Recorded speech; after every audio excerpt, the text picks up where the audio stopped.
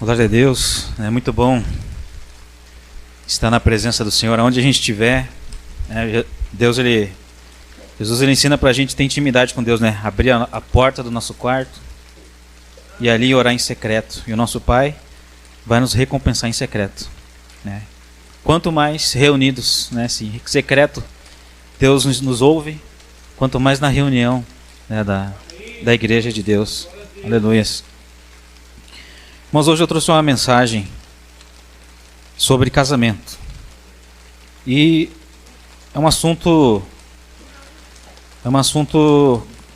extenso, um pouco difícil de encaixar todas as peças, mas pela graça de Deus, Deus vai me conduzir aqui para que eu possa explicar para os irmãos de forma como o Senhor pediu, né?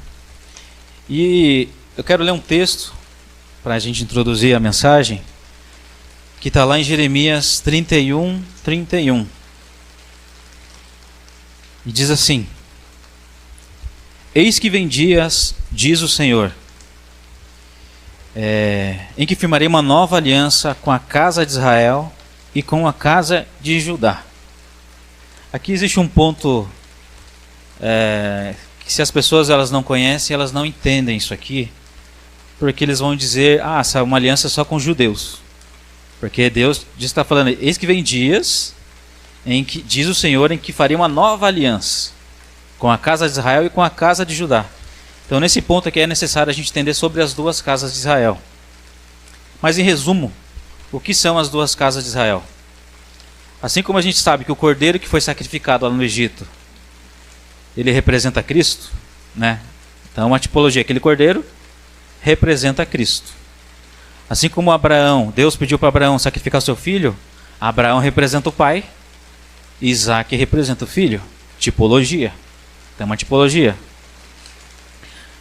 Quando Deus criou Adão e Eva, também é uma tipologia de Cristo e a igreja. Então as duas casas de Israel também é uma tipologia que vai apontar para quem? Vai apontar para judeus e gentios.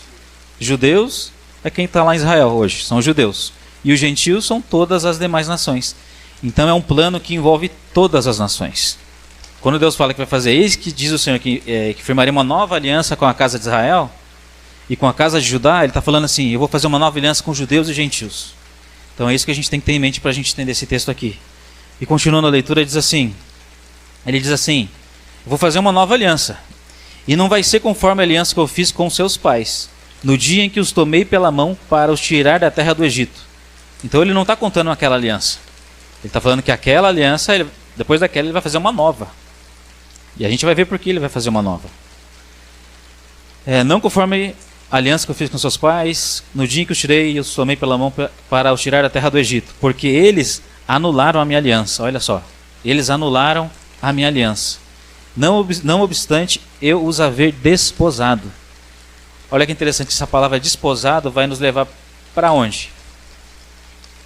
O que a palavra desposado vai nos levar? Desposado. Quando você desposou alguém, o que você fez?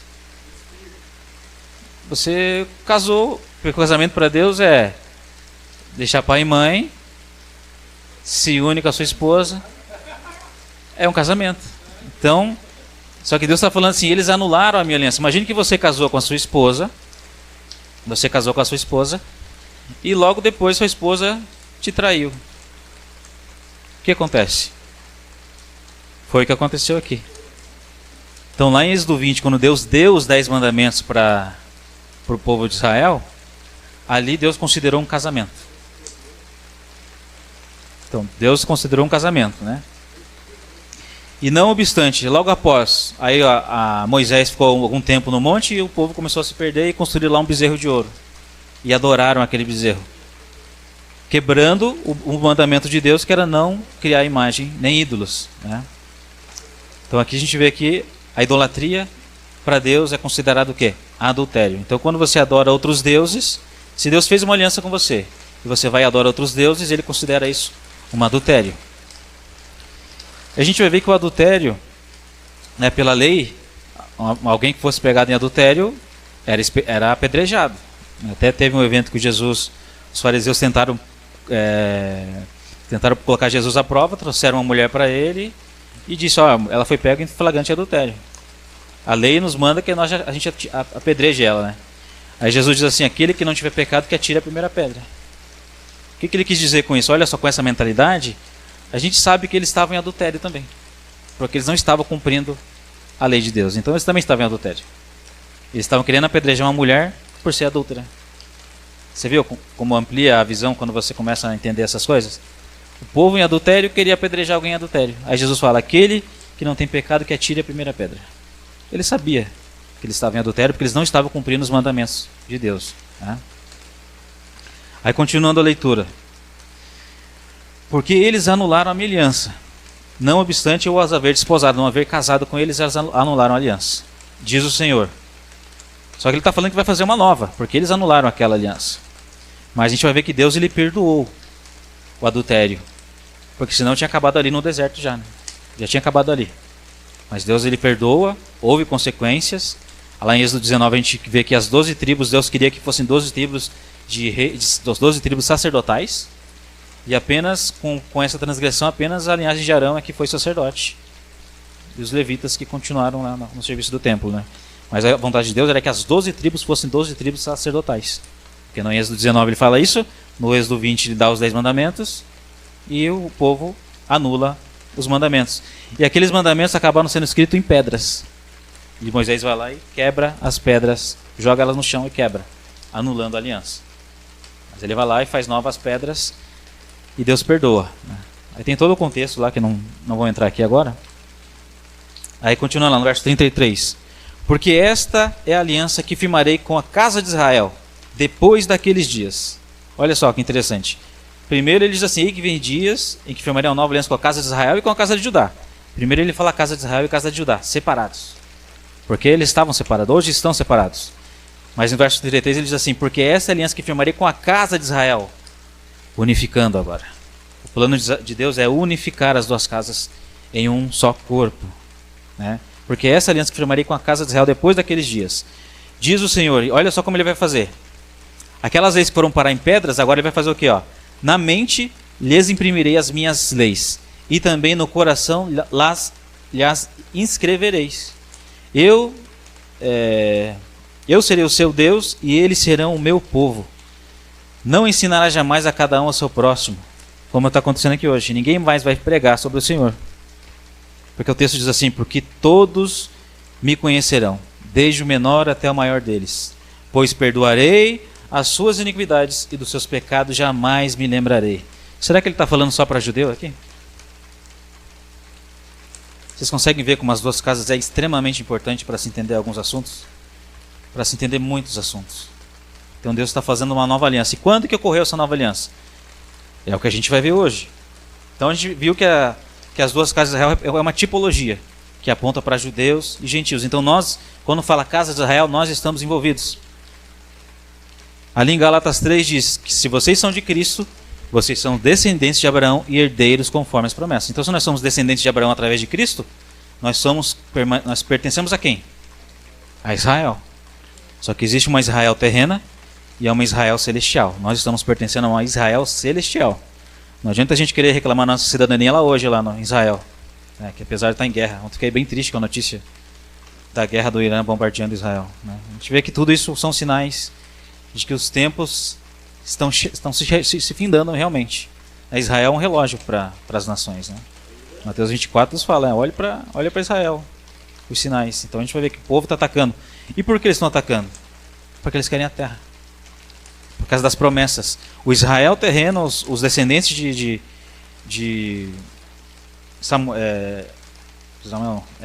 Isaac, Ismael, ali a descendente de Ismael, que são os países ao redor de Israel, eles estão querendo aquela terra. Só que Deus está dando aquela terra para o Israel celestial, não para o Israel terreno. O Israel terreno sim vai receber terras, assim como as demais nações também vão entrar. Cada um será julgado conforme as suas obras e vai entrar para o reino de Deus. Mas Deus está dando aquela terra para Abraão e para a sua descendência. Uma descendência tão numerosa quanto as estrelas dos céus, apontando para uma Israel celestial, e uma descendência tão numerosa como o pó da terra, apontando para seres terrenos. Hoje nós somos o pó da terra. Mas a Bíblia diz que em Cristo todos nós somos celestiais. O celestial já está dentro de nós. Ou pelo menos a gente precisa buscar para que isso ocorra, né? Para que o celestial de Deus esteja em nós. Para que então quando Cristo voltar, o que é mortal seja revestido pela vida, pelo um corpo imortal, né? E é isso que Deus quer. E isso envolve o quê? Um casamento. Assim como houve um casamento lá no passado, onde Deus escreveu as leis numa pedra, para mostrar que o coração do povo era duro, né? Agora ele fala que uma nova aliança ele vai escrever na mente e no coração dos seus filhos. E eu pergunto para vocês, como que Deus vai escrever essas leis? Na mente e no coração. Eles arriscam uma resposta? Como? Exatamente, se a gente olhar para a vida de Jesus, a gente vê batismo de arrependimento, e o Espírito de Deus veio e desceu sobre Jesus, escrevendo as leis na mente e no coração de Jesus ali. Então esses mandamentos, eles são escritos através do Espírito de Deus em nós, que nos ajuda, nos acompanha no nosso dia a dia a cumprir a vontade de Deus. Porque depois que Jesus ele recebe o Espírito, então ele é conduzido ao deserto. O Espírito conduz Jesus ao deserto para que ele venha ser tentado. E ele ficou 40 dias e 40 noites sem comer e beber e teve fome. Aí veio lá o diabo e tentou ele. Da mesma maneira que acontece com Jesus, o diabo vai vir nos seduzir também. E a gente precisa dizer o quê? E ele vem com a palavra, muitas vezes. Quer dizer, ele veio com a palavra lá para Jesus, né? Fala para Jesus, transforma essas pedras em pães, né? Aí Jesus fala, nem só de pão viverá o homem. Aí ele leva Jesus para o pináculo do templo e diz assim, lança-te daqui para baixo, porque está ordenado que aos seus anjos que você não tropece, não te cause algum mal. Aí Jesus fala, mas também está escrito, não tentarás o Senhor teu Deus. Aí ele leva no lugar mais alto e mostra todas as nações para Jesus e diz assim, todas essas nações te darei, porque a mim foi me dado. Te darei se prostrado me adorares. Aí Jesus fala, somente ao Senhor teu Deus adorarás e somente a Ele darás culto. Então ele usou a palavra para tentar derrubar Jesus e oferecendo riquezas, oferecendo matar a fome, oferecendo uma blindagem, né? Pô, pode pular daqui que não vai acontecer nada. Está escrito isso. Mas também está escrito que não tentarás o Senhor teu Deus. Então essas mesmas tentações, Jesus está mostrando para nós que nós devemos passar por isso. Por que nós devemos passar por isso? Lembra do casamento, de uma nova aliança? É para uma nova aliança é que nós temos que se preparar para isso.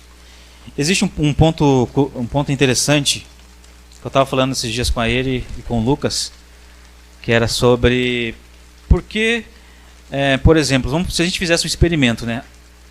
A Bíblia fala que através do pecado vem a morte, não é? Romanos fala, através do pecado vem a morte. Então se a gente pegasse uma criança hoje, gerasse uma criança e colocasse essa criança numa bolha, para que ela não receba nenhum estímulo para que ela não venha pecar. A gente só vai falar coisas boas, só coisas para ela não livrar ela de todo esse mundo. Será que essa criança ela viveria para sempre ou ela morreria? Se a gente conseguisse isso, a gente vai ver que ela morreria, porque crianças morrem no ventre da mãe, as crianças morrem, porque senão crianças não morreriam, porque elas não teriam pecado. Mas a Bíblia fala que de Adão todos morrem, porque existe o pecado de Adão. O primeiro pecado foi que ocasionou todo esse mundo como a gente conhece, toda essa queda do homem. Agora o curioso é que Jesus ele é inserido no ventre de Maria. E não foi por homem. Foi o Pai, o próprio Deus foi lá e colocou a Jesus no ventre de Maria. Por quê? A pergunta é, por que Deus fez isso? Exatamente para que ele não viesse com o pecado de Adão e Eva. Então, ele precisaria ser um cordeiro sem defeito. Precisaria não ter pecado durante toda a sua vida. Então, desde o nascimento dele, foi lá que Deus colocou. Porque senão Deus poderia usar uma pessoa, assim como ele usou os profetas, ir lá e conceber um filho para que ele viesse a... Mas aí teria esse pecado lá de... Como assim? Não é a ordem natural. A ordem natural é as crianças morrem também. E por que as crianças morrem? Porque ela não tem pecado.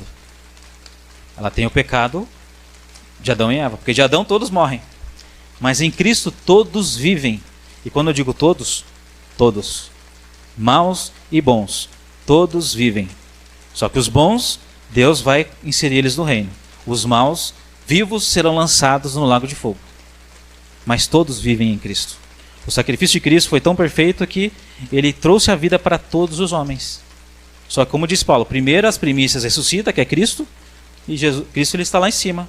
Assim que ele voltar, ele ressuscita o seu corpo, aí vai ter o período de 1000 anos, onde vai ser tratado as nações, e depois dos 1000 anos, toda a humanidade é ressuscitada.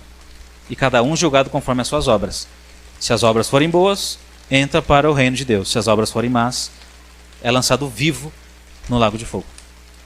Então, o que Jesus alcançou foi isso. Por quê? Porque ele não teve o pecado nem do princípio, porque o próprio Deus foi quem colocou ele na ventre da Maria, e na sua vida ele não teve pecado.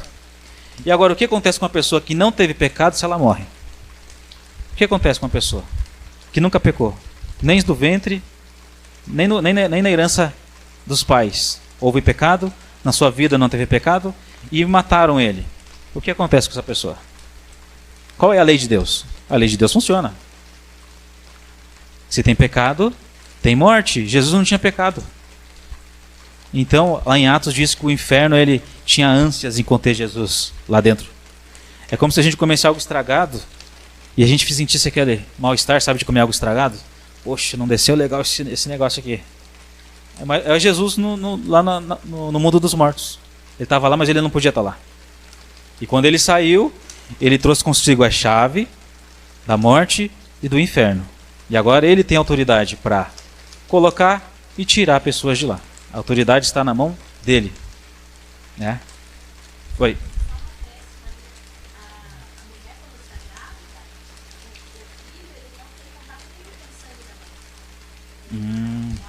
Interessante. Uhum.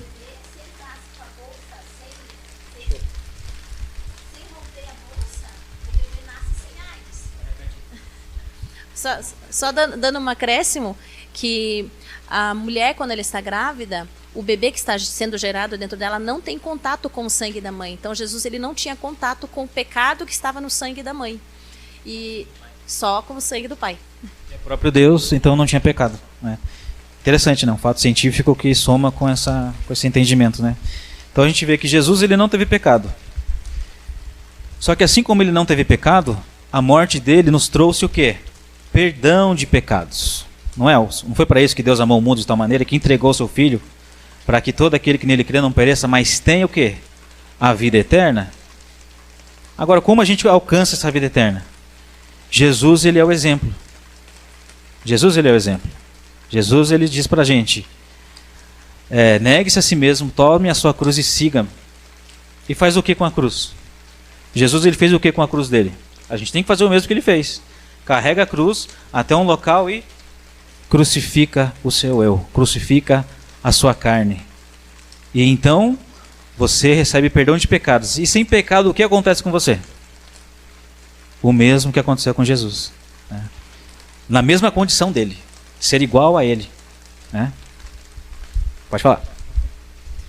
Sobre o cordeiro, né? Jesus, ele foi o cordeiro.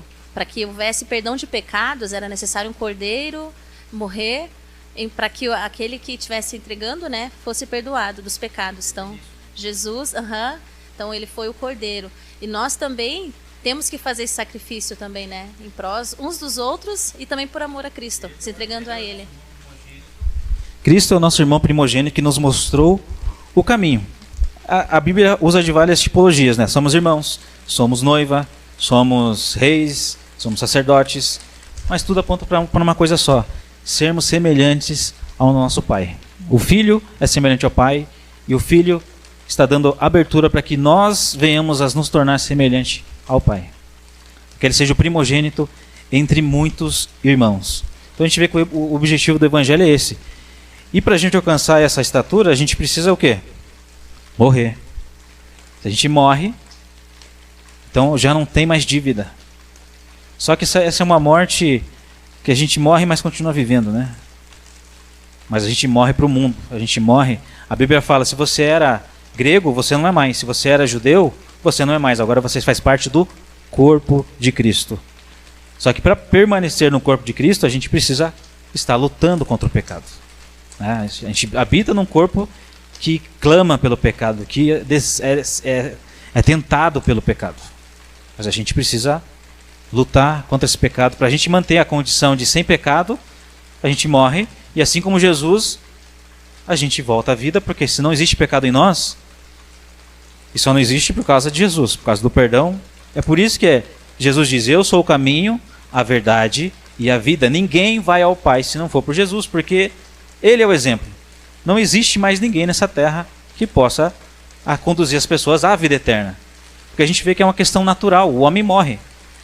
E a palavra de Deus nos explica porque o homem morre, porque tem pecado. Agora, em Cristo, nós recebemos perdão de pecados. E precisamos nos manter puros e limpos e incontaminados do mundo. É o que Deus pede de nós.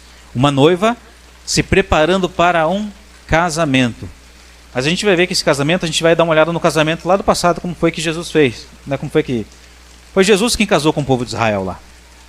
Quando Jesus deu os 10 mandamentos, houve um casamento lá com o povo de Israel. E ficou com uma tipologia de como um casamento funciona. Isso a gente vai aplicar até no próprio nosso casamento. A gente vai ver o casamento entre Deus e os homens e vai aplicar para o nosso casamento também. Porque existe um mandamento para nós também sobre o casamento. Né? Então a gente entendeu essa questão de tipologia. E a gente vai entender lá na lei o que está escrito a respeito de casamento. E está lá em Deuteronômio 24, do verso 1 ao 4, que diz assim: se um homem tomar uma mulher e se casar com ela, e se ela não for agradável aos seus olhos, por ter achado coisa indecente nela, e se ele lhe lavrar um termo de divórcio, e lhe der na mão, e a despedir de casa, e se ela, saindo da sua casa, for casar com outro homem, e se este a aborrecer, e lhe lavrar termo de divórcio, e lhe der na mão, e a despedir da sua casa, se o último homem que a tomou para si por mulher vier a morrer, então seu primeiro marido, que a despediu, não poderá tornar a desposá-la. Lembra da palavra desposá-la? É a noite de núpcias, é desposar, para que seja sua mulher, depois que foi contaminada, pois é abominação perante o Senhor. Assim não farás pecar a terra que o Senhor teu Deus te dá por herança. Então, em resumo do que foi lido, se um homem vai lá e casa com a mulher, e ele acha coisa indecente nela, e ele vai lá, essa aqui é a lei de Moisés, né? Então Deus permitiu que fosse dado carta de divórcio. Então o marido vai lá e dá a carta de divórcio para essa mulher. E essa mulher, ela vai e se casa com outro marido. Com o termo de divórcio, ela pode se casar novamente. Então ela vai lá e se casa com outro marido. E esse cara também não se desagradou dela, esse homem. Então ele vai lá e se casa com o terceiro. E esse terceiro vier a morrer, ela não pode voltar para o primeiro marido. Porque é a abominação perante o Senhor. Agora, por que abominação perante o Senhor se ela voltar só para o primeiro marido? Por que se ela voltar para o terceiro, não fala aqui? Por segundo também não, né? Poderia sim, uma forma de resolver isso. A mulher não pode voltar para o marido anterior. Aí amarraria todos. Mas não pode voltar ao primeiro marido. Por quê? Porque Deus estipula uma lei dessa. Porque Ele já está avisando que esse casamento é o dele. Porque se a mulher traiu, ele deu carta de divórcio, ela não pode mais voltar para ele. Jesus não é o marido? Não foi ele quem deu os 10 mandamentos? Quando Israel trai ele perdoa Israel. Então, o casamento volta. Com sequelas, teve consequências. Mas houve perdão, o casamento voltou. E depois, a gente vai ver que a casa de Israel, ela se dividiu em 2 reinos, casa de Israel e casa de Judá. E Deus trata essas 2 casas como 2 esposas separadas. A Judá e a Israel. A esposa Israel e a esposa Judá. E a gente vai ver que Deus dá carta de divórcio para a casa de Israel. Por que Deus está dando carta de divórcio? Porque elas estão indo debaixo das árvores e se prostituindo com seus amantes. É assim que o texto fala. Está lá em Jeremias 3, do 1 ao 13, vai falar sobre isso. E eu vou ler esse texto aqui, que vai falar sobre isso. Olha só que interessante. Então aqui a gente entendeu, né, a questão ali de Deuteronômio 24, que a mulher não podia voltar para o primeiro marido. Isso é lei. Deus instituiu para o povo de Israel como mandamento. Mas só não pode voltar para o primeiro marido, né, que é algo curioso. Porque eu vejo que ele estava vendo o seu próprio casamento, o que ele faria, né? Por isso ele pediu isso. Agora lá em Jeremias 3, do 1 ao 13 diz assim: se um homem repudiar a sua mulher, ela o deixar e tomar outro marido, porventura, aquele tornará a ela? Se o cara mandar a mulher embora, ela vai voltar para o marido? Porventura, aquele que tornar a ela não se poluiria com isso toda aquela terra? Ora, então essa aqui é a lei, ele citou a lei, né? Aí Deus está falando assim: ora, tu te prostituístes com muitos amantes, mas ainda assim tornas para mim, diz o Senhor. Eles vão lá, adoram outros deuses e voltam para Deus. Adoram outros deuses e voltam para Deus. Então eles estão contaminando a terra. É a abominação perante o Senhor, né? Verso 2: levanta os olhos aos altos, desnudos, e vê, onde não te prostituístes. Nos caminhos te assentavas à espera deles, como o arábio no deserto. Assim poluístes a terra com as suas devassidões e com a tua malícia. Pelo que foram retidas as chuvas, e não houve chuva serôdia, mas tu tens na fronte de prostituta, e não queres ter vergonha. Não é fato que agora mesmo tu me invocas, dizendo: Pai meu, tu és o amigo da minha mocidade?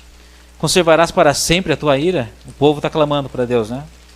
Ou retardarás até o fim? Sim, assim me falas, mas cometes maldades a mais não poder. Disse mais o Senhor nos dias do rei Josias.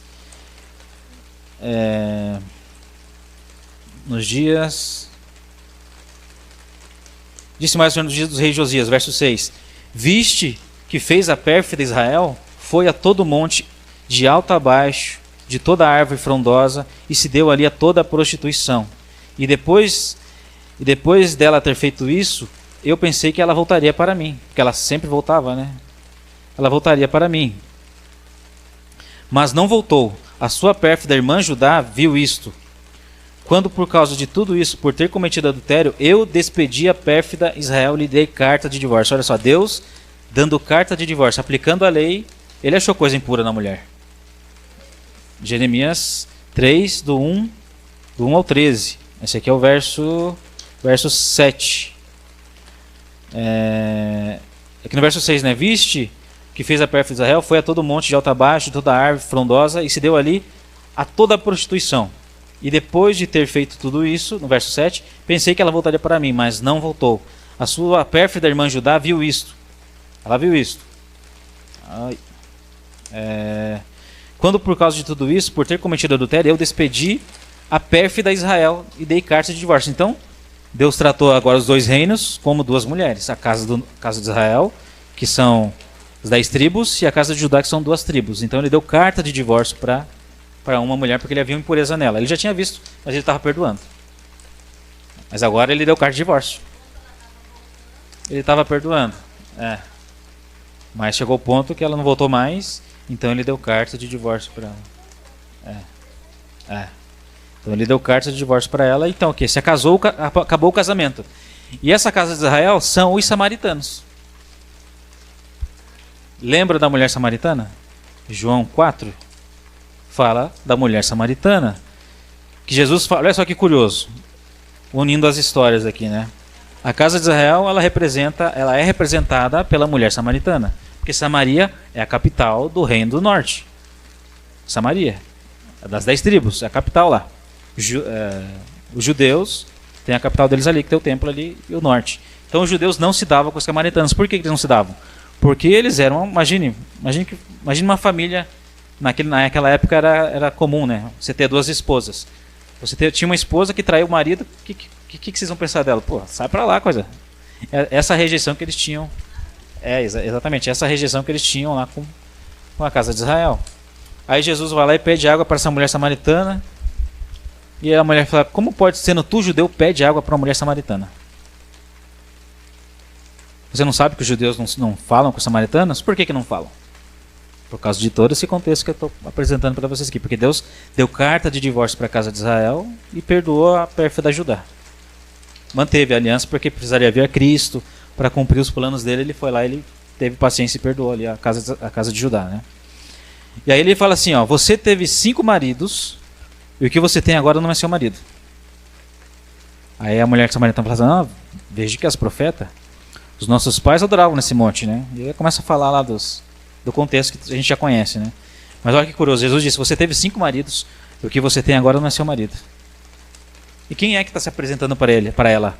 Não está prometendo para ela fontes de águas vivas, águas que vão fluir eternamente? Quem é que está se apresentando para aquela mulher samaritana? Não é o marido dela? Não é o primeiro marido? É o primeiro marido. Você teve 5 maridos e o que você tem agora não é seu marido. O 6º marido, né? Ele era o 7º marido na contagem, mas ele é o primeiro quem despediu ela, né? Numa ordem, na tipologia. A gente está olhando como tipologia porque a gente está vendo um monte de tipologia ali, né? Claro que a vida dela, ela teve a sua vida particular, teve realmente 5 maridos que ela tinha no lugar, mas ela representa alguém. Ela representa a casa de Israel. Ela nos representa. Aquela mulher samaritana nos representa. Os gentios não tinham aliança com Deus. Assim como a casa de Israel também não tinha. Mas lembra do primeiro texto que eu li? Eis que vem dias, diz o Senhor, que firmaria uma nova aliança com a casa de Israel e com a casa de Judá. Olha a mulher samaritana, ele prometendo uma segunda aliança para ela. Consegue enxergar? Claramente agora, né? Depois de unir os pontos, fica muito claro de ver isso. Então Deus está prometendo uma nova aliança ali para a mulher samaritana. E Deus está oferecendo para nós também essa aliança. Para judeus e gentios. E quando você aceita esse chamado, esse convite para ser uma noiva, para então, quando Jesus voltar, então haver o casamento, e aí de fato, um homem glorificado, um homem celestial, se casando com uma mulher celestial, com um corpo glorificado assim como o dele. Essa é a proposta, é isso que Deus quer para nós, esse é o casamento eterno, né, que é o tema de hoje, é o casamento eterno. Então Deus, ele quer nos conduzir para esse casamento. Mas primeiro, o marido precisava morrer para poder perdoar os pecados da casa de Israel. E olha só, vamos pegar a situação. Então Deus mandou carta de divórcio para ela. Só que para isso a gente precisa entender a lei. Como é que funciona a lei de Deus? Se você dá carta de divórcio, quem casar com a adúltera, com a divorciada, comete adultério. Então, ela estava em adultério. E quando que se pode casar novamente? Não é quando o marido morre? Ali em 1 Coríntios 7, Paulo vai dizer que a mulher está ligada ao marido enquanto ele vive. Mas se o marido morrer, ela fica desobrigada da lei conjugal e se pode casar novamente. Pode contrair novas núpcias. Então, o que aconteceu? A casa de Israel adúltera, o marido morreu. Ela já não tem mais obrigação com o marido, ela deixou de ser adúltera. A casa de Judá ficou o quê? Viúva. E uma viúva, para ela entrar numa nova aliança, ela precisa casar de novo. Só que ela vai casar com o mesmo marido da primeira aliança. Ela vai se casar na segunda, só que porém agora em outros termos. Agora as leis vão ser escritas na mente e no coração do povo. Não vai ser em pedras como foi a primeira aliança. Vocês estão conseguindo entender? Estou conseguindo explicar? Então, é uma nova aliança, onde as leis vão ser escritas na mente e no coração, através do Espírito. Se a gente olha para Cristo, a gente vê ele recebendo o Espírito. De igual modo, a igreja também vai receber o Espírito, vai impor as mãos, vai curar, vai fazer as mesmas coisas que Jesus fez. Porque Jesus disse, aquele que crê em mim fará as obras que eu faço. Como vamos fazer as obras de Cristo? A gente precisa ter o Espírito. Se a gente não tiver o Espírito, como a gente vai fazer as obras de Jesus? Aí nós somos homens terrenos ainda.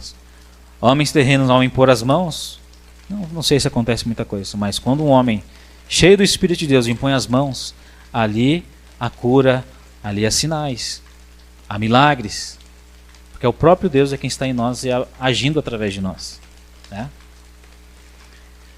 Então aqui eu somei os pontos aqui, né?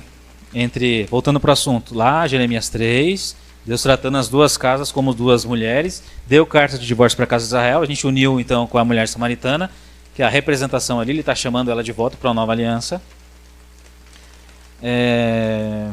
Deixa eu ver onde eu parei aqui. Verso 8, né? Quando por causa de tudo isso, por ter cometido adultério, eu despedi a pérfida Israel e lhe dei carta de divórcio, vi que a falsa Judá, a sua irmã, não temeu, mas ela mesma foi e se deu à prostituição. Então a Judá continuou traindo ele. Continuou traindo, né? Apesar de tudo isso, não voltou de todo o coração para mim a a sua falsa irmã Judá, mas fingidamente, diz o Senhor. Disse mais o Senhor: já a pérfida Israel mostrou mais justa do que a falsa Judá. Se mostrou mais justa que a falsa Judá.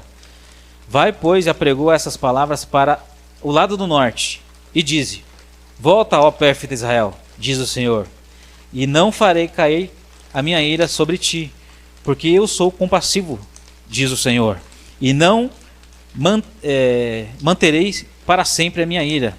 Tão somente reconhece a tua iniquidade, reconhece que transgredistes contra o Senhor teu Deus, e que te prostituístes com os estranhos debaixo de toda árvore frondosa, e não destes ouvido à minha voz, diz o Senhor. Você viu?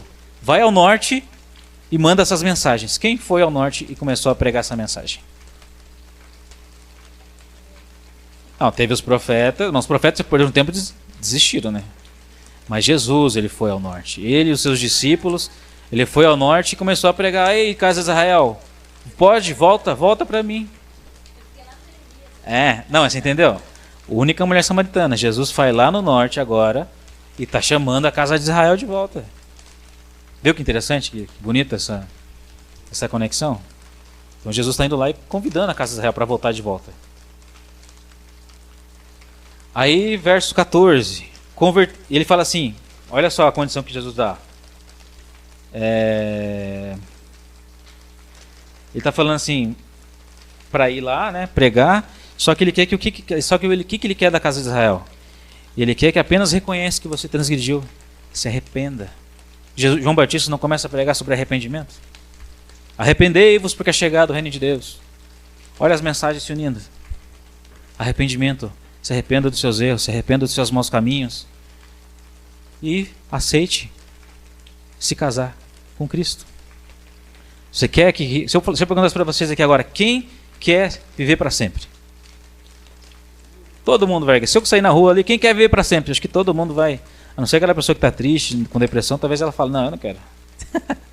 Já cansei. Ou o velhinho já está nos últimos momentos, fala: não quero não, já estou cansado. Já. Mas a maioria das pessoas vai dizer: eu quero. Jesus está dando o caminho. Não é um caminho fácil? Não é um caminho fácil. É um caminho de negar a si mesmo, morrer para esse mundo, morrer para os deleites e prazeres desse mundo e viver conforme os mandamentos que foram escritos na mente e no coração. Amar a Deus acima de todas as coisas e o próximo como a ti mesmo. Faze isso e viverás. Foi isso que Jesus disse ao intérprete da lei. Perguntou para ele: mestre, o que farei para herdar a vida eterna? Ele disse isso. Os mandamentos impressos, né, na mente e no coração.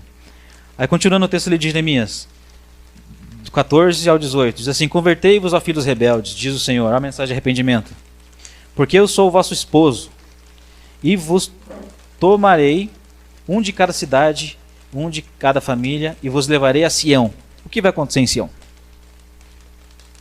O novo casamento. Lá o casamento foi em Sinai, no Monte Sinai. Agora vai ser no Monte Sião.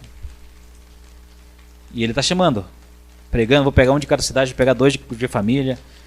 De uma família vou pegar 2, vou pegar... Ele está escolhendo os escolhidos aí, né? Chamando para um casamento. E lá ele vai levar o Monte Sião e se casar. Vai acontecer de novo. Mas isso já acontece quando a gente já recebe o Espírito, a gente já entra no nível já de homem celestial. E a gente precisa manter essa condição para que quando a gente morrer, a gente tem que estar na mesma condição de Jesus, de não ter pecado. Mas como a gente consegue se manter sem pecado? Se arrependendo, voltando para o Senhor.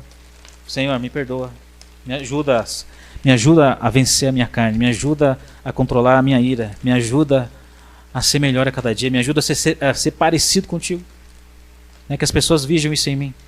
Essa tem sido minha oração e eu creio que a oração de vocês é essa também. E se não for, tem que ser essa. A nossa referência é Cristo.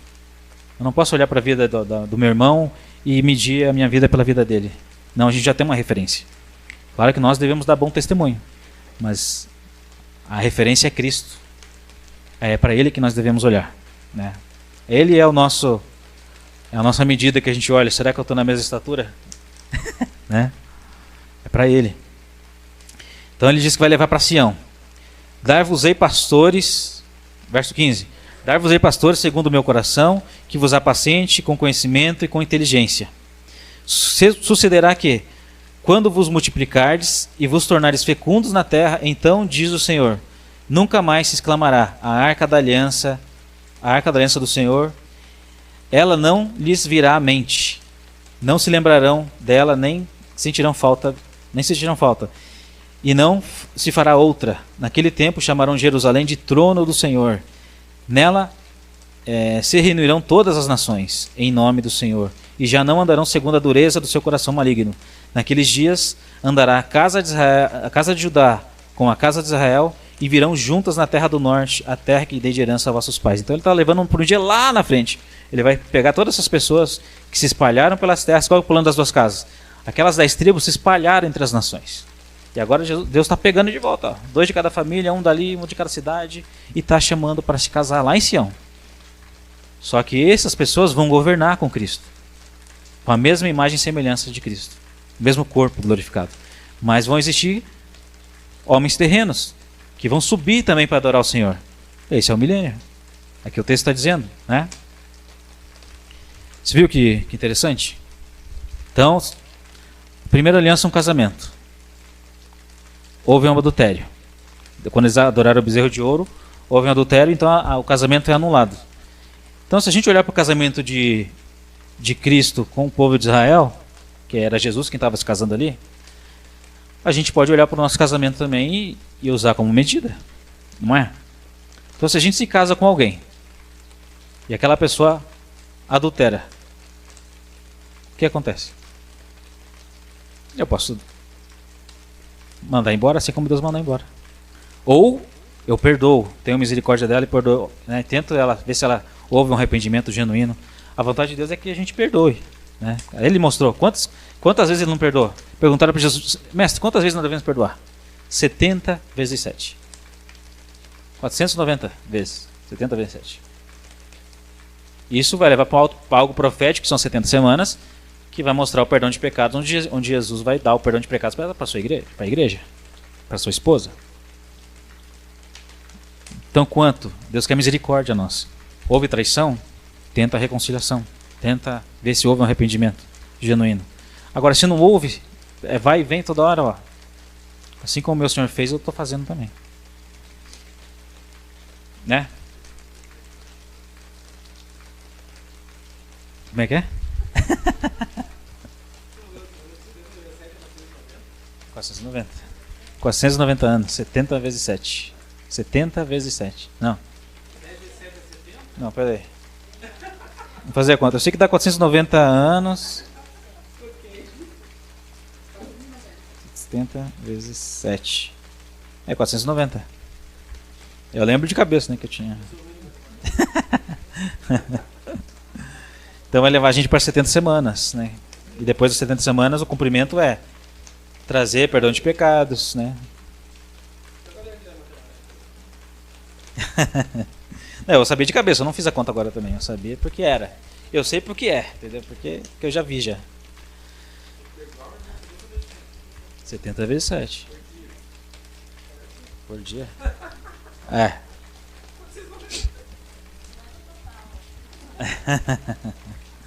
É bastante. Não, mas isso aí Deus está mostrando o tempo que ele tá perdoando, né? A misericórdia que ele está tendo com os homens, né? Um período de muitos anos. Ela não tinha se arrependido. Teve uma parte que você leu, acho que em Jeremias, se não me engano, que Judá, um povo, e tinha o povo do norte, né? O povo, acho que estava ali. Isso, acho que é do sul. Que ele tinha se arrependido, mas não, ele foi fingidamente, mas em vista do que o outro que nem se arrependeu nem voltou, ele ainda considerou. Aquela que não ficou traindo ele toda hora. Esse é o Israel não, quem continuou com a aliança foi a casa de Judá. Esse Israel, Deus deu carta de divórcio para ela porque ela não voltou mais. A casa de Judá voltou fingidamente, continuou traindo ele. Aí ele está falando que aquela que foi mais justa que aquela que ficou e ficou ali traindo ele ainda. Porque ela deu um basta, né? Entendeu? Sim, a casa de Israel, pela medida que a gente vê, Deus considerou mais justa porque ela foi e assumiu de vez, né? A outra ali não, ficou traindo e voltando com ele, traindo e voltando com ele, né? E aí por isso vai lá na casa de Israel e prega essa mensagem. Foi o que Jesus fez, falou com a mulher samaritana e começou lá a pregar o evangelho. E hoje esse evangelho está sendo pregado aqui, olha só, né? E a gente precisa levar essa mensagem para outro lugar. O que a mulher samaritana fez quando ela soube do Messias? Ela não foi contar para todo mundo da cidade? É isso que Deus quer de nós também, que a gente vai espalhe essa mensagem para todos, para que todos venham a conhecer. Porque vai chegar um tempo que todo mundo vai conhecer o Senhor. Ninguém mais vai se reunir e falar, ó, Senhor, ó, irmãos, existe um Deus lá em cima. Claro que existe, cara, ele está aqui, mora aqui na Jerusalém. Né? Ninguém, não vai ter mais sentido pregar. Por exemplo, eu não preciso pregar para vocês que Israel existe, Israel terreno, porque é só você olhar para a TV, tá lá, assim vai ser Deus. Deus vai estar aqui. Interessante, né? Então agora a gente precisa fazer o quê? Espalhar essa mensagem para que então isso venha a se cumprir, né? Eu quero ler um texto aqui que está lá em Romanos 7. Eu já entrei um pouquinho nesse assunto de casamento, como usar o casamento de Cristo, de Jesus, o Messias lá do Filho, com o povo de Israel, como ele agiu, ele perdoou o adultério muitas vezes, e aí depois deu carta de divórcio para uma esposa, ou como houve divisão no reino, né, depois do reinado de Salomão, o reino se dividiu. Então a casa de Israel, 10 tribos, casa de Israel, casa de Judá, 2 tribos, 12 tribos no total, que são os descendentes são os filhos de Jacó, de Israel, né? Então a gente viu todo esse contexto e agora a gente consegue ver esse casamento que teve e aplicar também na nossa vida, né? E agora, olha o que diz aqui em Romanos 7, verso 1 ao 6, diz assim: porventura ignorais, irmãos, pois fala aos que conhecem a lei. Quem conhece a lei? Paulo está falando com quem conhece a lei, os judeus. Mas hoje a gente conhece também a lei, não conhece? Agora a gente conhece a lei também. E aqui qual a lei é essa? Pois fala aos que conhecem a lei, que a lei tem domínio sobre o homem toda a sua vida. A lei tem domínio sobre o homem toda a sua vida. Olha, esse aqui é um ponto legal, muito interessante. Ó. Diz assim: ora, a mulher está ligada pela lei ao marido enquanto ele vive, mas se o mesmo morrer, desobrigada ficará da lei conjugal. De sorte que não será considerada adúltera se, vivendo ainda o marido, unir-se com outro homem. Porém, se morrer o marido, estará livre da lei e não será adúltera se contrair novas núpcias. Não foi o que aconteceu com a casa de Israel, adúltera? Eu falo aos que conhecem a lei, porque a lei tem domínio sobre o homem por toda a sua vida. A lei, ela tem domínio sobre o homem. Tem, realmente. E a lei, Deus colocou a lei, o entendimento da lei quando Adão comeu o fruto. Conhecimento do bem e do mal. Então isso, assim como a morte veio herdada também, o conhecimento também veio. Então todo homem ele sabe o que é fazer mal e o que é fazer bem. E cada um vai ser julgado por essa lei. Agora aqui ele está falando de uma lei, outra lei, né? Que a lei está ligada ao marido. Essas pessoas que estão com a lei da consciência, elas não sabem que estão debaixo de uma lei. Elas acham que dela, partiu dela, essa bondade, essa linha que fala não e a que fala sim, sabe? Todo mundo tem, né? Você sabe, né? Mas a pessoa acha que é ela que já nasceu assim. Não, eu sou assim. Não, isso já veio de Deus. Deus, quando Adão e Eva comeu o fruto, eles foram conhecedores do bem e do mal. Então todo homem está sob o domínio da lei. E por essa lei vai ser julgado. Aquele homem que mata vai ser condenado. Mas existe uma opção que é arrependei-vos. Arrependa-se desse pecado e Deus vai perdoar. Agora, se não se arrepender, vai acontecer o quê? Ele vai ser punido. A ira de Deus virá sobre essas pessoas que não se arrependeram. Então é necessário se arrepender, e arrepender é uma mudança de vida, é não praticar mais as coisas, né? Aí continuando o texto, diz assim: fala aos que conhecem a lei, que a lei tem domínio sobre o homem por toda a sua vida. A lei tem domínio, só que algumas pessoas não sabem, outras pessoas sabem, porque Deus mostrou através da sua palavra, né? Ora, a mulher casada está ligada ao marido enquanto ele vive, mas se o mesmo morrer, desobrigada fica da lei conjugal. Então, a casa de Judá não estava casada já com Jesus? Com Jesus, com o filho? Lá. Agora, se o marido morrer, o filho veio, Deus colocou o filho no ventre de Maria, ele nasceu, ali é o marido de Israel. Isso pra você ver, a própria esposa acabou matando, né, o marido. Não tinha pensado nisso. Né? Mas fazendo essa analogia, foi isso aí, né? Então o marido morreu. A casa de Israel, que era adúltera, não está livre. A Judá também está livre porque o marido morreu. E agora elas precisam se casar novamente. Só que a condição é morrer para essa natureza terrena e gerar o celestial. Jesus quer casar com uma noiva celestial. Ele não quer casar com uma noiva terrena. Porque os terrenos é o fruto da carne, o que é? Está lá em Gálatas 5. Impureza, né? Lá os frutos da carne, as obras da carne, né? E aqueles que cometem essas coisas não herdarão o reino. Não herdarão o reino. Os que tais coisas praticam. Mas os frutos do Espírito é bondade, benignidade, domínio próprio, temperança, domínio próprio. Contra essas coisas não há lei. Por quê? É o que a lei quer. Não há lei porque é o que a lei quer, é essa. Que você seja bom, que você tenha misericórdia, que você ame a Deus acima de todas as coisas. Essa é a lei. Então, se você vive nos frutos do Espírito, não tem lei para você. E é o que está dizendo aqui em Romanos 7, ó. Que a lei está ligada, né? Ele dá o exemplo da mulher. Aí ele dá o exemplo da mulher, ele diz assim, ó, verso 4, diz assim, ó: assim, meus irmãos, também vós morreste relativamente à lei, por meio do corpo de Cristo. A lei tem domínio sobre o homem por toda a sua vida. Entra a questão daquelas pessoas que não conhecem, elas estão sob o domínio da lei, mas elas não sabem, mas tem aquelas que sabem. Então abrange todos, né? Agora, se essa pessoa lá morre, o que acontece com a lei? Vamos pegar tem um exemplo do financiamento? Não tinha outro exemplo que eu tinha dado que era bom nessa questão de morrer. Por exemplo, você cometeu um crime. Esse é o melhor exemplo. Você cometeu um crime, você roubou um banco. E se a polícia te pegar, ela vai te prender e vai botar você lá 20 anos na cadeia. Só que você morreu. O que eles vão fazer com você agora? Nada. É isso que Paulo está mostrando aqui. A lei tem domínio sobre todo homem por toda a sua vida. Mas se esse homem morrer, já não tem mais acusação, que é o pecado. A acusação é o pecado.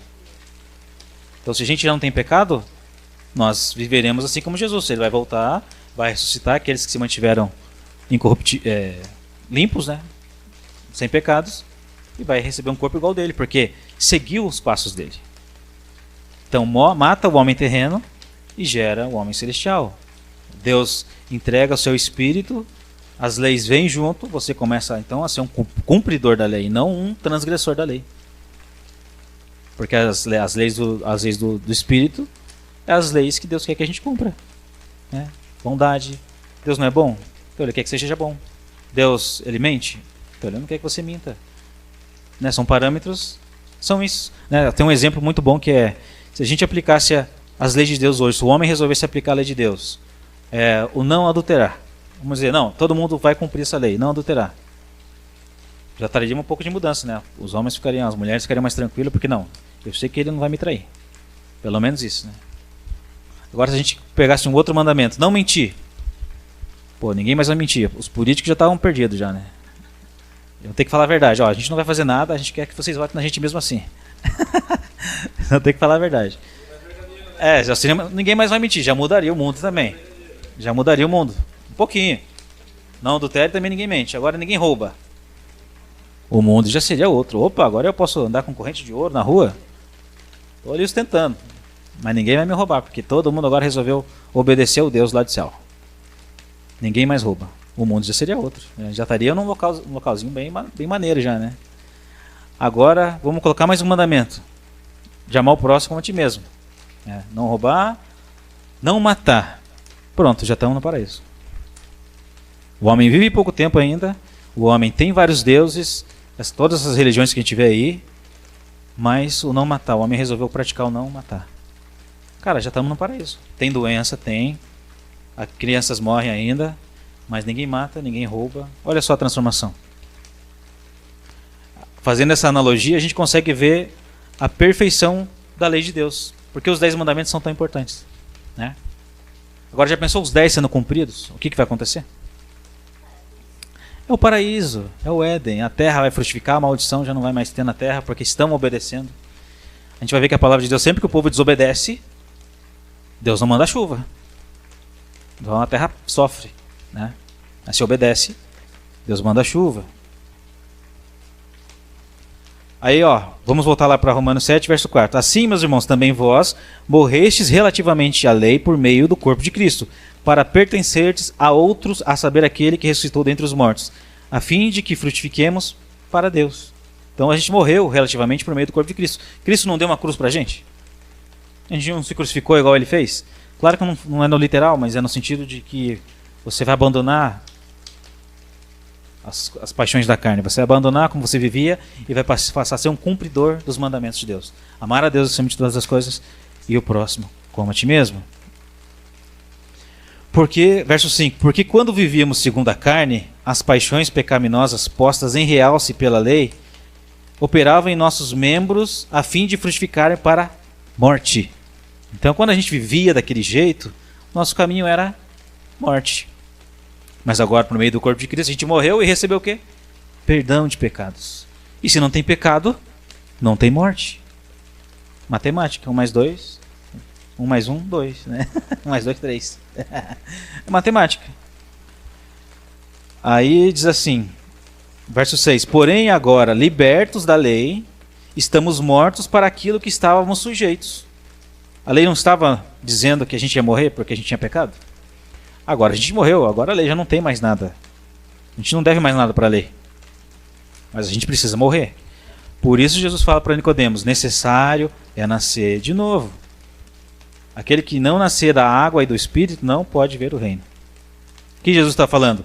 Você precisa matar essa natureza terrena e em mim ser gerada uma nova natureza. Uma natureza celestial. Assim como em Adão todos morreram, todos morrem, em Cristo todos vivem.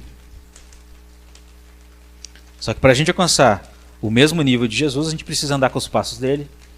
A gente vai fazer as obras que ele fazia e também manter a nossa integridade como ele manteve, né? Sem pecado. Se pecou, se arrepende, peça perdão e luta para não fazer de novo. Luta para não transgredir. Você quer perguntar? Você falou sobre a dívida, né? Sobre o exemplo que você deu. Estava pensando, no caso, por causa da Adão fez uma dívida que passou para nós, uma dívida impagável. Nós não teríamos como pagar.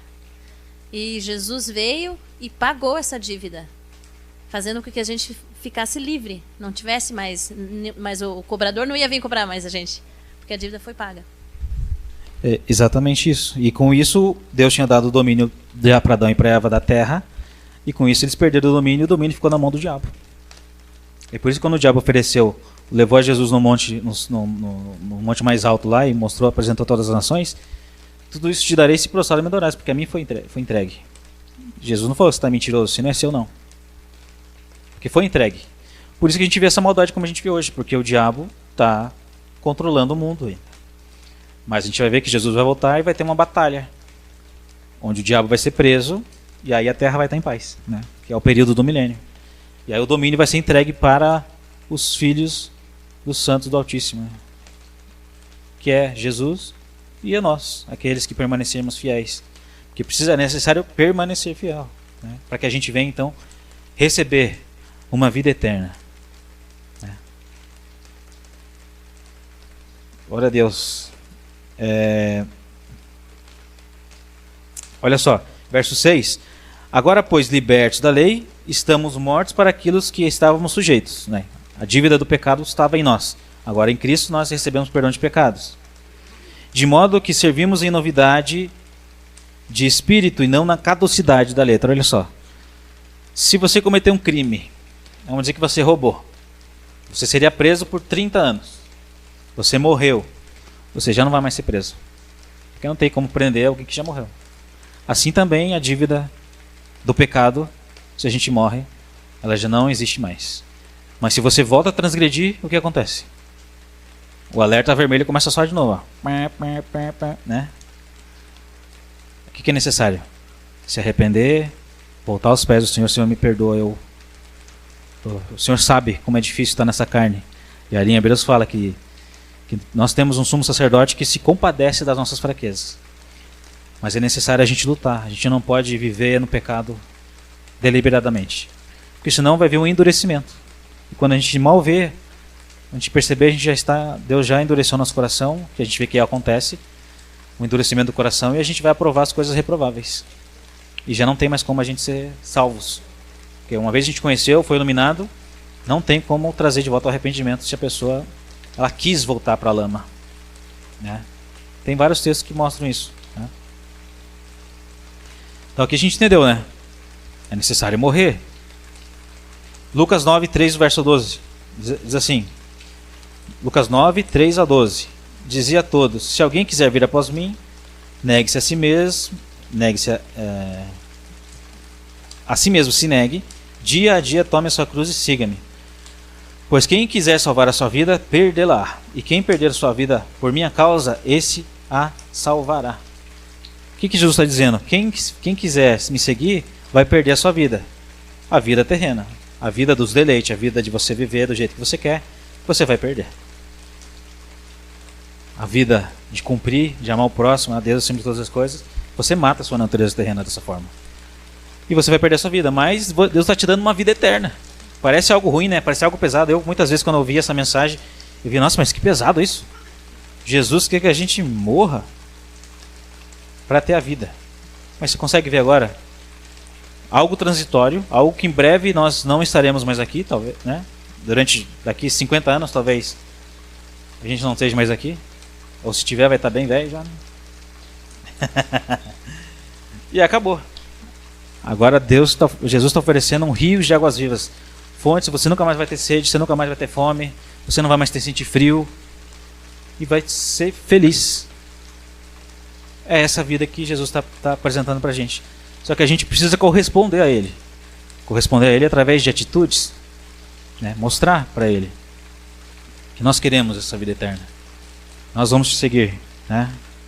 Seguir os passos. Agora a gente vai ver um texto aqui em Mateus 19. Agora, com toda essa introdução de casamento, de entender essa questão do casamento, agora a gente vai ver aqui em Mateus 19. Com tudo isso em mente, vai ficar bem mais claro. Ó. Mateus 19, 3, verso 3 a 12. Vieram a ele alguns fariseus e o experimentavam, perguntando: é lícito ao marido repudiar a sua mulher por qualquer motivo? Perguntaram para Jesus, né? Então respondeu ele: não tendes lido que o Criador desde o princípio fez homem e mulher, e que disse: por esta causa deixará o homem pai e mãe e se unirá com a sua mulher, e tornando-se os dois uma só carne? De modo que já não são mais dois, porém uma só carne. Portanto, que Deus ajuntou, não separe o homem. Que Jesus respondendo, né?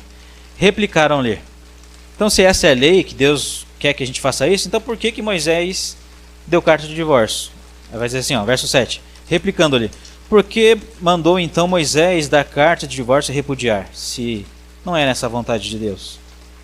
Respondeu Jesus: por causa da dureza do vosso coração é que Moisés vos permitiu repudiar a vossa mulher. Entretanto, não foi assim desde o princípio. Agora, lembra lá das leis sendo escritas em pedras? Como é que o povo transgredia o casamento dele? Como é que o povo de Israel adulterava? Não era adorando outros deuses? Eles não contavam cumprindo os mandamentos de Deus, que é: não fará para ti imagem de cultura, não adorarás outro Deus, somente a mim adorarás. Né? Então, adultério. Então, por causa da dureza do coração desse povo, que não obedecia nem a esses mandamentos, foi permitido dar carta de divórcio, porque eles não tinham as leis no coração deles. Tá claro? Por causa disso é que Moisés permitiu dar carta de divórcio. Porque eles mesmos não conseguiam cumprir o seu casamento com Jesus, né, com o filho ali. Agora Jesus vai dizer assim, ó: se essa é a vontade, por que Moisés permitiu, né? Jesus fala e explica: por causa disso, por causa da dureza do coração de vocês, é que Moisés permitiu. Aí lembra das duas casas, das constantes traições. Foi por isso. Aí Jesus diz assim, verso 9: eu, porém, vos digo. Agora Jesus vai elevar o nível do casamento agora. Moisés estava permitindo dar carta de divórcio. Agora Jesus vai dizer: eu, porém, vos digo, quem repudiar a sua mulher, não sendo por causa de relações sexuais ilícitas, e casar com outra, comete adultério. E o que casar com a repudiada, comete adultério. Olha só. Eu, porém, vos digo, o mandamento agora é esse. Quem repudiar a sua mulher, não sendo por causa de relações sexuais ilícitas, o que é relações sexuais ilícitas? Adultério, é qualquer relação fora do casamento. Assim como os judeus, o povo de Israel estava traindo a Cristo, ao Filho, na primeira aliança, assim também, se não for por esse motivo, você não pode mandar a sua mulher embora. Se não for por causa de relações sexuais ilícitas. Porque na época da lei de Moisés, se o homem achou coisa indecente na mulher, podia ser, pô, não me dou bem com ela não. Ela é meio grossa, né? Ela é meio ríspida, não gostei. Dá uma carta de divórcio e ela podia se casar de volta. Mas agora, não é assim. Ficou mais pesado, não ficou? Até os próprios discípulos vão falar, mestre, se essa é a condição para o casamento, não convém casar. Né? E vai estar aqui já na sequência. Então, se não tiver relação sexuais ilícita, não pode se separar. E se você se separou, aquele se casar com a repudiada também comete adultério. Repudiada ou repudiada. Né? Se a mulher quer separar e o homem vai se casar com outra mulher, também comete adultério. Mas a gente precisa entrar num ponto de conhecer toda essa lei. A gente precisa saber. Né? Deus não vai cobrar, levar em conta o tempo de ignorância. Mas a partir do momento que a gente conhece a lei de Deus, Ele vai cobrar. Né? Aí, verso 10. Disseram-lhe os discípulos, se essa é a condição do homem relativamente à sua mulher, não convém casar. É muito difícil. Acharam difícil. Jesus, porém, lhes respondeu, nem todos são aptos a receber este conceito, mas apenas aqueles a quem é dado. Aí eu pergunto para vocês, a quem é dado receber este conceito? Alguém arrisca? A quem é dado a receber este conceito? Oi? Não. O próprio texto diz assim, ó, verso 11. Jesus, porém, lhe respondeu, nem todos são aptos para receber este conceito, mas apenas aqueles a quem é dado. Nem todos são aptos a cumprir isso aqui. Exatamente. Essa é a condição. Se a pessoa recebeu o Espírito, ela é apta a receber este conceito. Misericórdia. Mas meu casamento está ruim. Ora, suporta. Né? Paulo diz lá em 1 Coríntios 7, ele fala, se a sua mulher não é incrédula, ela não quer crer, e ela quiser permanecer com você, permanece com ela. Agora, se ela quiser ir, deixa ela ir. Ela não terá obrigação nenhuma e você também não. O texto fala isso, né? Agora, você não pode. As leis estão na mente e no coração através do Espírito. Então, quem recebeu o Espírito está nessa condição aqui. É apto para obedecer esse mandamento. Agora, se não recebeu, Deus não vai cobrar. Né? Consegue entender?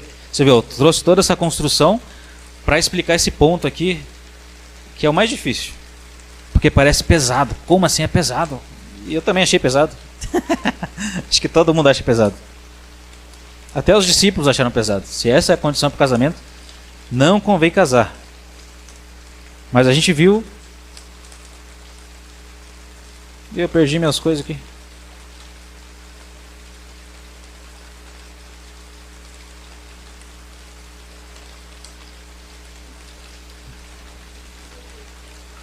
Eu perdi todo o meu esboço aqui. Não, excluiu do nada.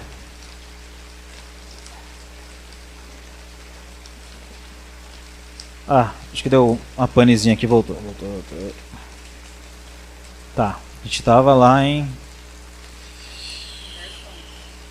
no Mateus verso 11, né? Nem todos são dados a receber este conceito, mas apenas aqueles a quem é dado. A quem é dado o Espírito são aptos para receber esse conceito. Porque precisam matar a carne, precisam viver como homens celestiais. Já não pode mais viver como homens terrenos. Já não pode viver segundo as paixões da carne. Mas tem que viver sobre os frutos do Espírito. Esse tem que ser nosso objetivo. E assim como a gente está olhando para um outro nível de casamento. A gente está olhando um casamento que deu errado lá no passado. Mas agora a gente está olhando para um casamento que vai ser eterno. E se você tem os mandamentos, as leis de Deus impressas na mente e no coração, então Deus já quer que a gente já faça esse casamento eterno. A vontade de Deus é que, se Deus uniu, não separa o homem. Não foi assim desde o princípio, né? Que o homem se separasse. A vontade de Deus é que permanecesse assim, como Jesus está dizendo, né? Porque o homem representa Cristo e a mulher representa a igreja. Nós representamos a união entre Cristo e a igreja. Deus fez o homem e mulher para construir toda essa ideia de família, né? Aí, nem todos são aptos, né? Verso 12. Porque há eunucos de nascença, há outros que os homens fizeram tais, e há outros que a si mesmos se fizeram eunucos por causa do reino dos céus. Quem é apto para o admitir, admita. Olha só, por que ele está falando de eunuco? Ele está falando de um casamento. 3 formas, ó. Quais são as formas? Porque há eunucos de nascença, as pessoas que já são sem funcionar. Há outros que os homens fizeram tais. Os homens foram lá, né, tinha a época lá dos reis lá, que os eunucos eram capados para não se envolver com as rainhas lá, né? Os homens faziam eunucos. E aqui diz assim, há outros que a si mesmo se fazem eunucos por causa do reino de Deus. Quem é apto para admitir, admita. Agora eu digo, quem é eunuco pelo reino de Deus? Paulo é um exemplo. Paulo, ele escolheu a ser eunuco. Ele se fez eunuco por causa do reino. Mas agora, em caso de divórcio, o que acontece? Se eu me casar, por exemplo, vamos dar meu exemplo, eu e a Gisele somos casados. E eu não quero mais, quero me separar. Se eu me unir com outra mulher, eu vou estar em adultério. E a Gisele se unindo com outro homem, ela estará em adultério. O que a gente tem que fazer agora? A gente não aguenta mais ficar junto com o outro. Não, eu prefiro morrer do que ficar com ela. Então eu virei eunuco. Não é isso que o texto está dizendo? Sim, se eu tenho a consciência de que eu recebi o Espírito, de que, né, eu nasci de volta. Você tem essa consciência? Vocês nasceram de volta? Vocês creem que sim? Então vocês são aptos a admitir esse conceito. Você entendeu agora a questão do casamento? Tá claro? Você acha que eu estou forçando alguma coisa? Pode ser sincero. Tá pesado? Tá pesado? É pesado. Mas há outros a si mesmos se fizeram eunuco por causa do reino.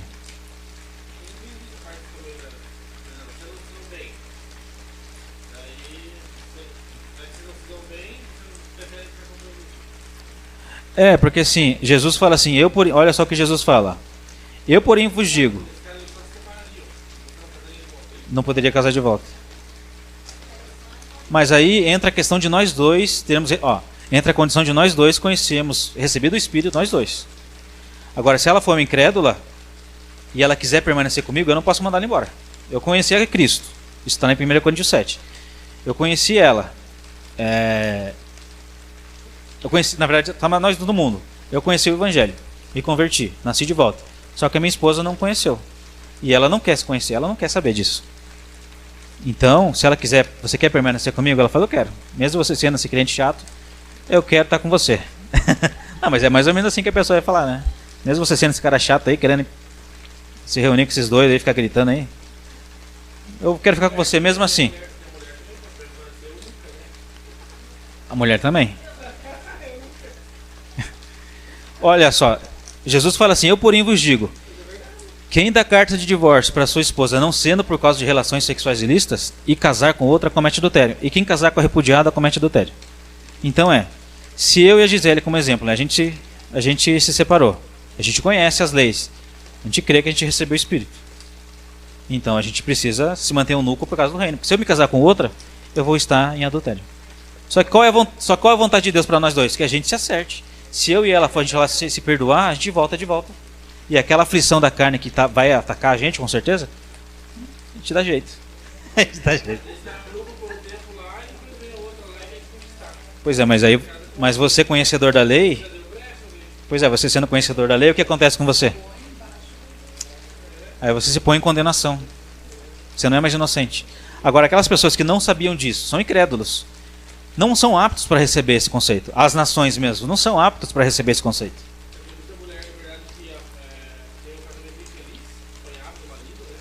Uhum.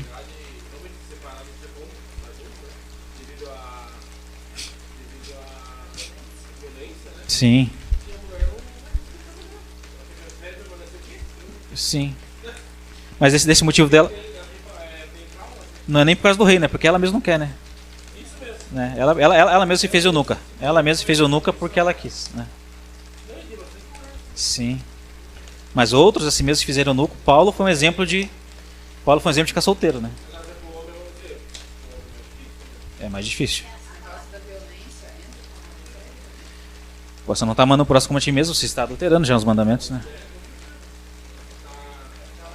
Ele está sendo incrédulo. É que são ela entra nos caminhos bem difíceis de.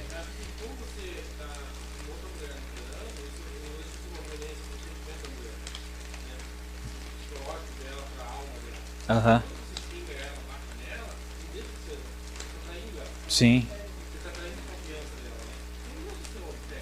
O cara já não é um cumpridor da lei, ele já não está no espírito, ele já está na carne, já esse cara.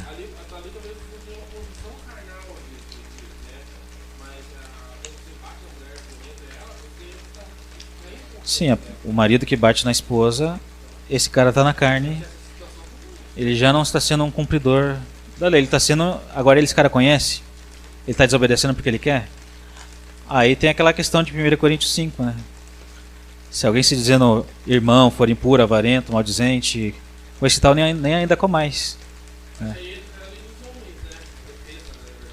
Sim, ela tem que entrar com a medida protetiva, né, dos homens. Agora, se estiver num ambiente onde a igreja está dominando, tem pessoas ali para auxiliar, para dar a sentença. Sim.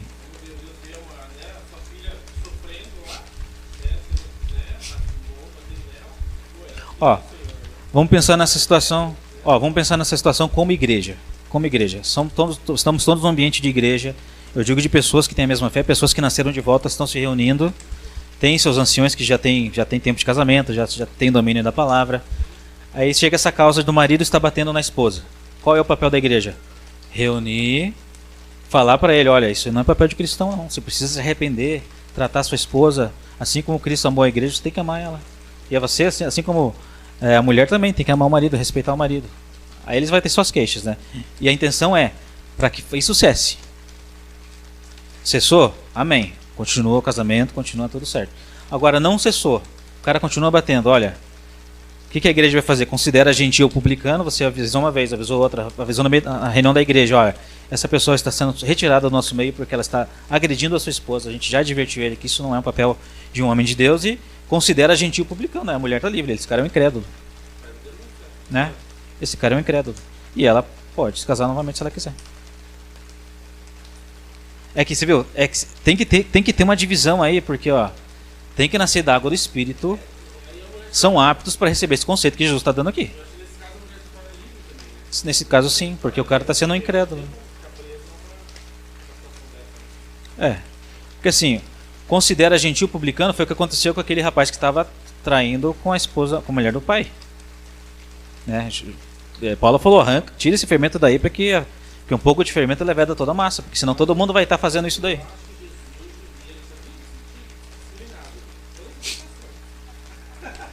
Não, com certeza. Não, mas você viu, se você olha, Mário, você vê a importância de conhecer as duas casas? Porque se você não conhece as duas casas, como é que você vai usar essa tipologia do casamento lá da antiga aliança com o povo de Israel e aplica para a sua vida? Sem esse entendimento, você não consegue desbloquear esse Mateus 19 aqui. Vai ficar muito pesado, vai ficar difícil, né? Não fica? Pô, é um mandamento pesado isso aqui. Mas quando você entende que Deus está te dando o Espírito dele para você e vai te ajudar a passar pelo deserto, assim como Jesus passou, aguentar as provações, que é se manter incontaminado, se manter livre da prostituição, da impureza, da lascívia, do desejo desenfreado, jejuar, a orar, a buscar, então Deus vai te dar condições de resistir à tentação. Agora, se você não fizer isso, você vai acabar caindo assim como Judas caiu. Judas era um apóstolo que acabou não cumprindo, né? Apostatou, é um símbolo de apostasia. Então, mas aqui a gente entendeu a questão do casamento. Claro que tem muitos outros assuntos, situações do dia a dia que o pessoal, mas eu quero separar por isso. É por causa de traição? Não. Incompatibilidade. Aí é os dois. Os dois são nascidos do Espírito. Estão lutando contra a carne, né?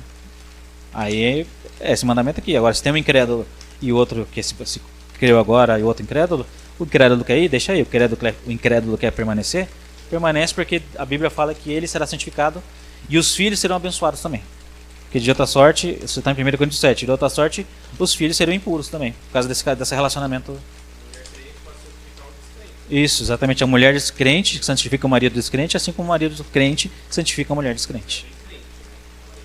Não, tem que ser realmente um nascido de volta. Nascido de novo, né? Nascido de volta, não, nascido de novo. 1 Coríntios 7, 39 e 40. A mulher está ligada ao marido. A mulher está ligada enquanto vive o marido. Contudo, se falecer o marido, fica livre para casar com quem quiser, somente no Senhor. Todavia, será mais feliz se permanecer viúva, segundo a minha opinião. E eu penso que eu também tenho o Espírito de Deus. Aqui Paulo, ele está orientando para as virgens permanecerem virgens, para os solteiros permanecerem solteiros. Por quê? Porque vocês vão ter mais tempo para se dedicar ao Senhor.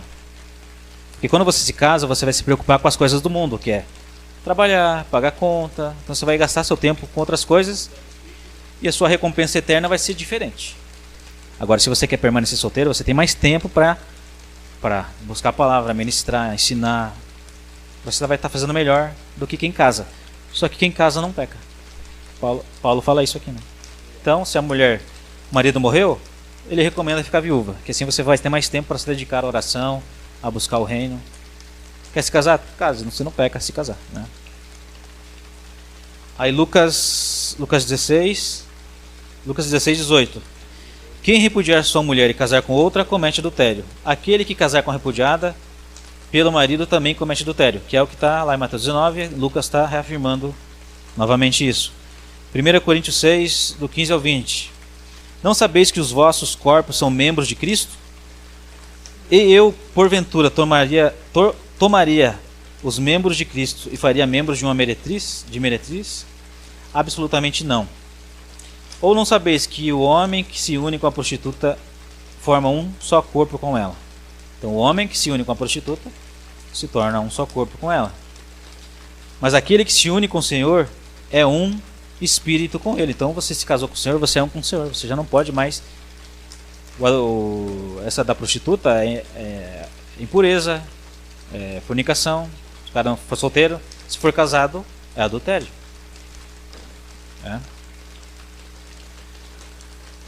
Continuando.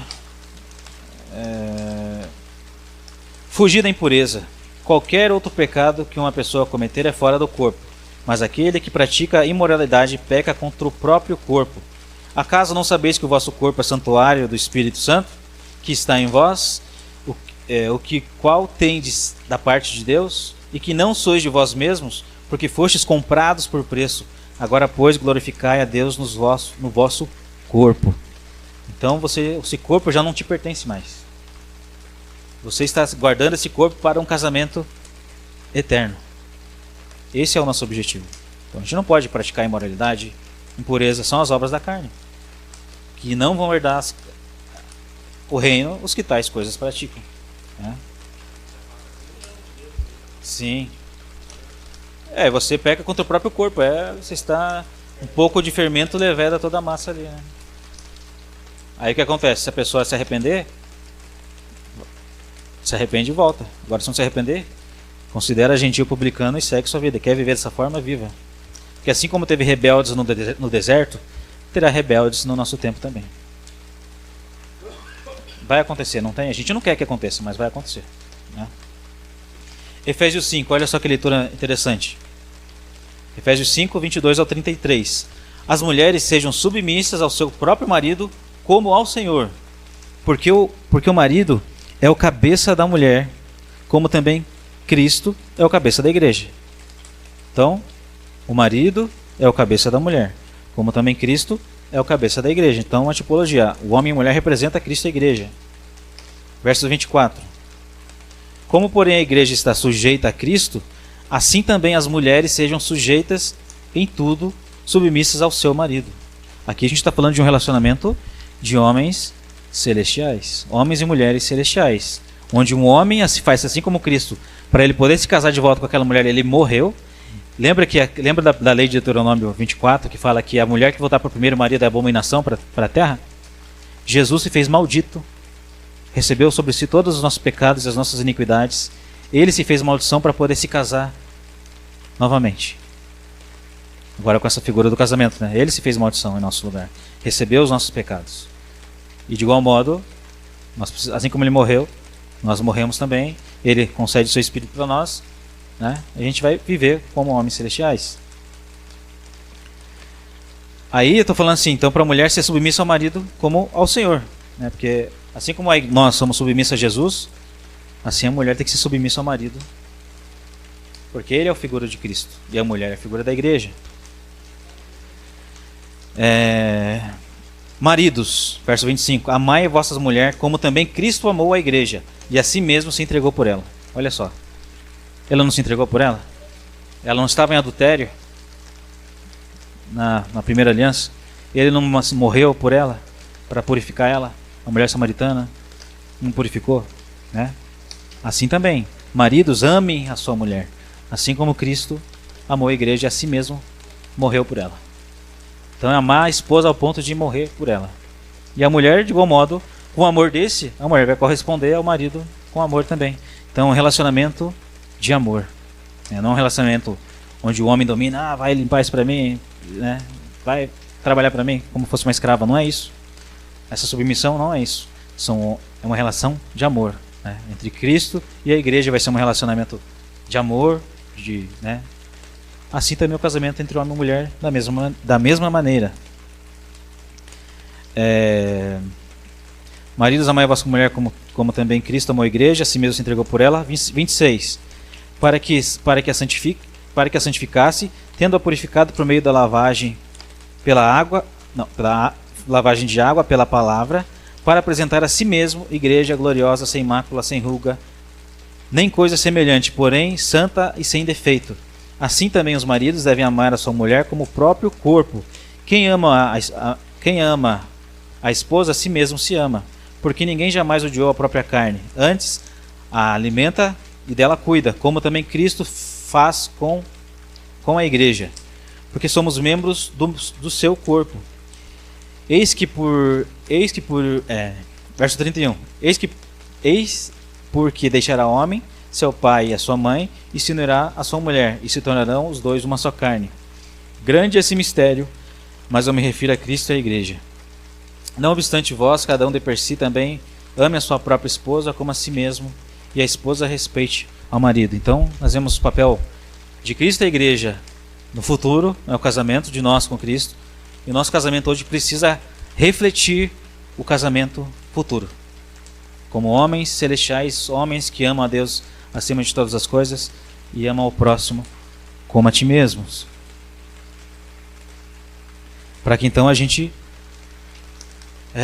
venha a fazer parte nesse casamento eterno. Já estou quase finalizando.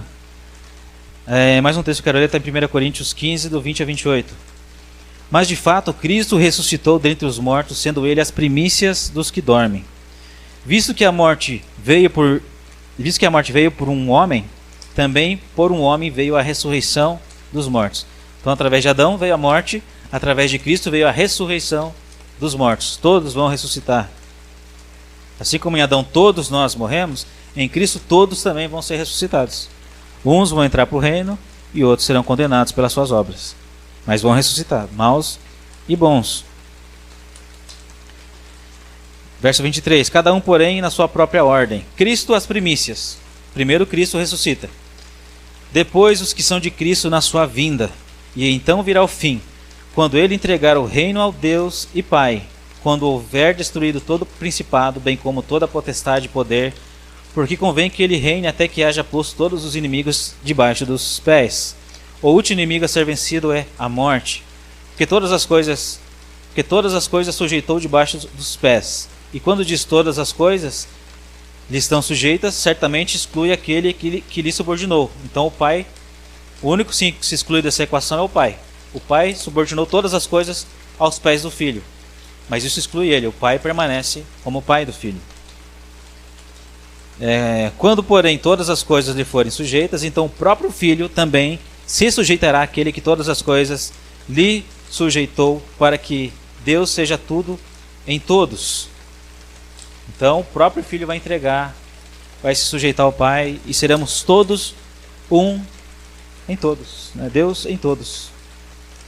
Então esse é o plano, né? Esse é o plano de casamento, o casamento eterno. Tem um outro texto que fala aqui. Alguém quer ler? Quem quer ler? Isaías 54. Lê. Canta alegremente, ó estéril, que não desde a luz. Exulta com alegre canto e exclama: Tu que não tiveste dores de parto, por que mais são os filhos da mulher solitária do que os filhos da casada, diz o Senhor. Alarga o espaço de tua tenda, estenda-se o toldo da tua habitação, e não impeças. Alonga as tuas cordas e firma bem as tuas estacas. Porque transbordarás para a direita e para a esquerda. A tua posterioridade possuirá as nações, e fará que se povoem as cidades assoladas. Não temas, porque não serás envergonhada. Não te envergonhes, porque não sofrerás humilhação. Pois te esquecerás da vergonha da tua mocidade, e não mais te lembrarás do opróbrio da tua viuvez. Vergonha de que toda aquela traição que aconteceu. Porque o teu Criador e teu marido, o Senhor dos Exércitos,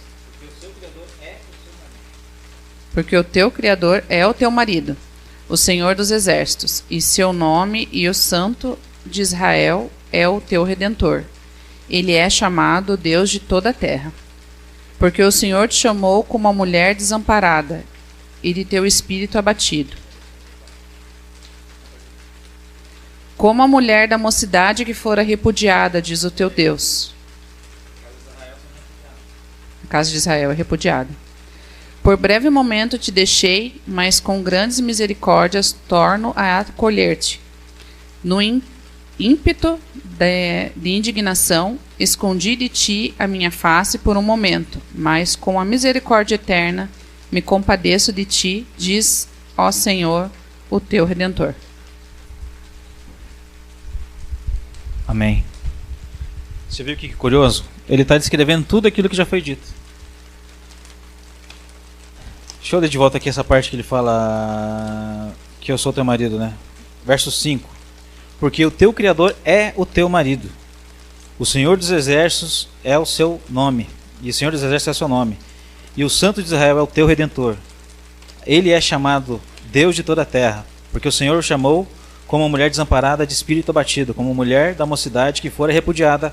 Diz o Senhor. Quem repudiou? Deus repudiou a casa de Israel aqui. Ele está falando para ela de volta. Por breve momento te deixei. Por breve momento te deixei. E eis que vem dias que farei uma nova aliança com você. Juntando os textos, né? Mas com grandes misericórdias torno a acolher-te. Num ímpeto de indignação escondi de ti a minha face por um momento. Então Deus deu carta de divórcio e escondeu a face, né? Mas com grande misericórdia eterna me compadeço de ti, diz o Senhor, o teu Redentor, né? O seu marido. Você viu que legal? Você vê toda essa história de amor e guerras, né? E traições, né? Amor e adultério, mas o amor de Deus pela esposa, ainda que ela estava, né, errada, perdoava ela. Quando ela não quis mais voltar, então ele deu carta de divórcio para ela, continuou traindo e voltando com ele. E aqui ele diz que essa mulher ele está chamando de volta. E eis que vem dias, como o primeiro texto que a gente leu aqui, farei uma nova aliança com a casa de Israel e com a casa de Judá, não conforme aquela aliança que foram parar em pedras, mas vou imprimir na mente e no coração dos meus filhos, né? Ao mesmo tempo é a esposa, também é filho. São tipologias que o Senhor usa, né? Deus não é homem nem mulher, mas se apresenta como um pai pra gente, né? E para a gente finalizar, quero ler aqui Colossenses 3. Diz assim: portanto, se fostes ressuscitados juntamente com Cristo, buscai as coisas lá do alto, onde Cristo vive, assentado à direita de Deus. Pensai nas coisas lá do alto, não nas que são aqui da terra, porque morrestes, e a vossa vida está oculta em Cristo, em Deus. Então, se a gente morreu, a gente não vai buscar as coisas da terra, mas a gente vai pensar nas coisas que são do alto, na vinda, na justiça. Quando a gente olhar a injustiça nessa terra, a gente vai olhar para a justiça que é do céu, que é da onde nós somos agora, celestiais, né? Nós vamos transformar essa injustiça em justiça. Aquilo que tiver ao nosso alcance, amar o próximo como a si mesmo, é trazer a justiça para o próximo que não tem justiça. Então, pensar nas coisas que são do alto. Verso 5: Fazei, pois, morrer a vossa natureza terrena: prostituição, impureza, paixão, lascívia, desejo maligno e avareza, que é a idolatria. Porque essas coisas é que vem a ira de Deus sobre os filhos da desobediência. Quem são os filhos da desobediência? São aqueles que ouviram a mensagem e não querem obedecer. Para esses, a ira de Deus é o lago de fogo. Aqueles que viveram matando, roubando, fazendo mal e não se arrependeram, também lago de fogo. Essa é a ira de Deus. Ora, nessas mesmas coisas andais vós também, noutro tempo, quando viveis nela. Agora, porém, despojai-vos igualmente de tudo isso: ira, indignação, maldade, maledicência, linguagem obscena do vosso falar. Então essas coisas são obras da carne. Abandone isso.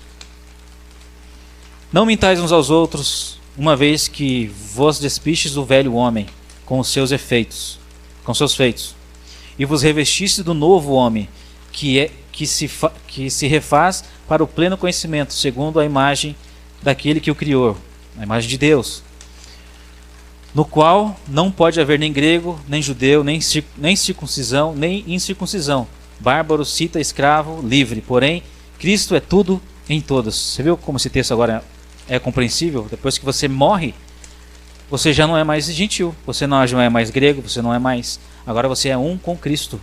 Você é um co-cidadão de Israel. Que a Nova Jerusalém vai descer, né? Então nós somos...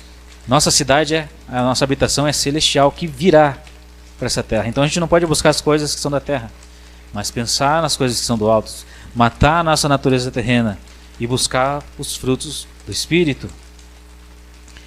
E quando a gente morre, já não tem mais judeu, já não tem mais gentil. Nós somos um com Cristo. Verso 12: Revesti-vos, pois, como eleitos de Deus, santos e amados, de ternos afetos, de misericórdia, de bondade, de humildade, de mansidão, longanimidade, frutos do Espírito. Suportai-vos uns aos outros, perdoai-vos mutuamente, caso alguém tenha motivo de queixa contra outrem, assim como o Senhor vos perdoou, assim também perdoai a vós. Acima de tudo isto, porém, esteja o amor, que é o vínculo da perfeição. O amor, ele é eterno. Lembra lá de 1 Coríntios 13? Fala que o conhecimento vai passar, a profecia vai cessar, os dons também vão passar, porém o amor, ele é eterno. Então o amor é o vínculo da perfeição, como diz aqui. Seja a paz de Cristo o árbitro em vosso coração, o qual também fosse chamados em um só corpo, e sedes agradecidos. Habite ricamente em vós a palavra de Cristo, instruindo-vos e aconselhando-vos mutuamente em toda a sabedoria, louvando a Deus com salmos, com hinos e cânticos espirituais, com gratidão em vosso coração. E tudo o que fizerdes, seja em palavra, seja em ação, fazei em nome do Senhor Jesus, dando por ele graças a Deus Pai.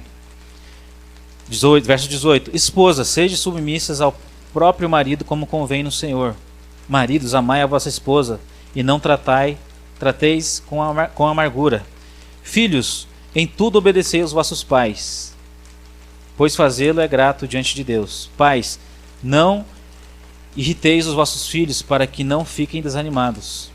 Olha essa parte que interessante, essa parte, eu achei bem curiosa essa parte. Curioso não, né? Que a gente precisa pôr isso em prática. Eu principalmente, né? Servos, obedecei em tudo os vossos Senhor segundo a carne, não servindo sob violência, visando tão somente agradar a homens, mas em sigileza de coração, temendo ao Senhor. Tudo quanto, essa é a parte aqui, tudo quanto fizerdes, fazei tudo com o coração como para o Senhor, não para homens. Então, quando alguém te contrata, você não vai servir ele com má vontade, mas você vai tratar ele como a Cristo. Olha só que expressão de amor mais linda, né? Você se dedicar, ser empenhado ao ponto de você estar servindo ao seu Senhor, né? Bem forte, né? Sim. Nossa, até o seu, cara, vai ser até o seu patrão vai te amar, pô, esse cara é um cara dedicado. Poxa. Você não quer ser empregado, vire patrão, né? Verdade, é o que José fazia. O empregador lá tinha orgulho de José. Esse aqui administra bem a minha casa, né? Exatamente, bom exemplo de José. Ciente de que recebeste do Senhor a recompensa, ciente de que recebereis a recompensa do Senhor da herança. Quando você faz isso pelo próximo, você faz pelo Senhor. Então, quando você trata bem o seu empregador, aquele que te contrata, você está fazendo por Cristo e Ele vai te recompensar por isso. A Cristo, o Senhor, que estáis servindo, Ele vai recompensar, né? Pois aquele que fez a injustiça receberá em troco a injustiça feita. Nisso não há acepção de pessoas. Aquele que fez a injustiça receberá em troco a injustiça feita. Então, o que você plantou, você vai colher. Amém? E essa aqui é a mensagem de hoje, né? Espero que tenha acrescentado na vida dos irmãos, os irmãos que estão acompanhando online também. Deus abençoe a vida de cada um, né, dos irmãos que estão aqui presentes. Estamos em poucos hoje, mas onde tiver 2 ou 3 pessoas reunidas ali, o Senhor está